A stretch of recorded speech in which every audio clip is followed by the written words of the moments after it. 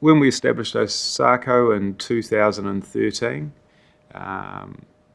we had quite short-term goals there, in and around what we were going to do predominantly in the investigation space.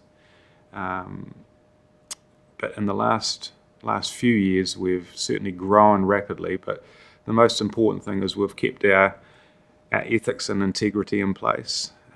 We know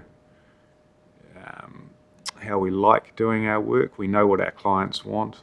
We're very firm on that we're wanting to build relationships with clients that can last for as long as they need to last. I know there's organisations out there that would say that we want to get to a space where we're never needed. But I mean, the reality is that organisations such as us, probably will be needed, because wherever human beings are involved, things are going to go wrong. So I've seen a real change in the way that international organisations look at investigations. It's not just seen as an add-on anymore. Organisations are taking it far more seriously. And I'm confident that we are global leads in what we do. I don't think there is really anyone out there better than OSACO at undertaking international investigations. We've got an amazing team, a great team of managers as well, and we're happy to go wherever the problems are and deal with them. I think for me personally, it's I've always had a great sense of justice. I've seen when things go wrong, and I know both from an investigator's point of view, but also being on the other side of the fence, perhaps from a point of view where I have been victimised or been a victim or a survivor of certain things, that I get a good sense of what is required just to make that moment in time for people who are in a really desperate situation, just to feel a little bit better about what's going on. So that's always been really important to me, and so that drives me.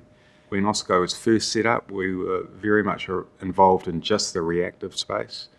So a problem occurs, then we come in and fix it. So our thought processes now are very much around the proactive space. So let's set up systems, policies, procedures, provide training, in and around sort of not just investigations, but ethics and integrity, so that problems happen less and less.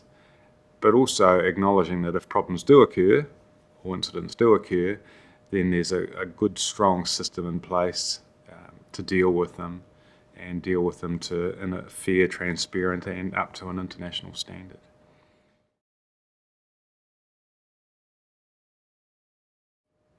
Yeah, well, over the years we've seen a real change in the investigation landscape. Certainly up until COVID, the majority of our work was sort of one-off projects. So we would interact with a client organisation, they'd have an issue, an allegation that they wanted looked at, we'd come in and deal with that, and then sit back and wait for the next problem or issue to occur. But since COVID, as we're all well aware, the world's changed considerably. So we've seen that a lot of organisations have a significant backlog in allegations and cases that they have to deal with. It's very difficult from an investigation management point of view to get on top of that backlog in cases. So we've come up with the idea of an investigation pod. So we contract ourselves to organisations for an extended period of time. We provide them with a set amount of resources, and we try and take a lot of those problematic cases or issues that often sit on the desks of an investigations manager for too long, take them away from them, and we'll deal with batches of cases. So we'll develop a team, or an investigation pod as we're calling it, of suitably qualified investigators and support staff, and they'll be managed by one of our highly experienced investigations managers. So we can, as a pod, either deal with all the cases within our own unit or work alongside the client organisation. So the client organisation therefore has a set resource.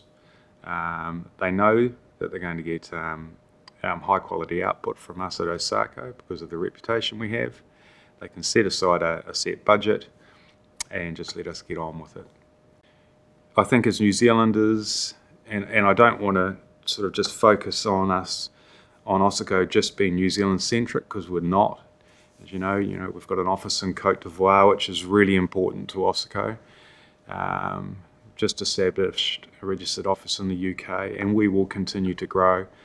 But I'm thrilled to see New Zealanders with similar backgrounds to myself and to Jadine come into the organisation and flourish and offer so much to us, not just from a management side, but also the personalities that they bring into the organisation. Thoroughly enjoy hearing about their experiences when they go offshore, and how they're using those good practical skills that have been taught to us through our earlier professional careers. But just as importantly, also seeing the rest of our team around the globe bring all their variety of skills, connections, and the ways that they look at things, which sometimes may be a little bit different to us, but together we work and complement each other really well, and work together as a good solid team.